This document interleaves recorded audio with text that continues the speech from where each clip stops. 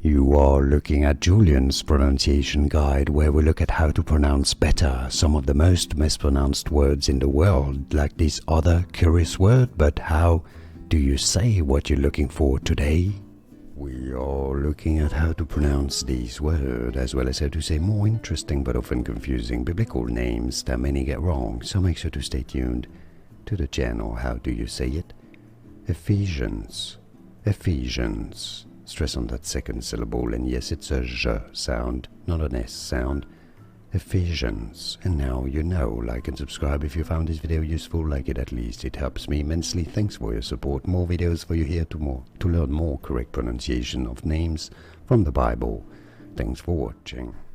Here are more videos on how to pronounce more confusing words and names too many mispronounced. Like this video if you found it useful. I appreciate your support. I'll see you soon, and thanks for watching.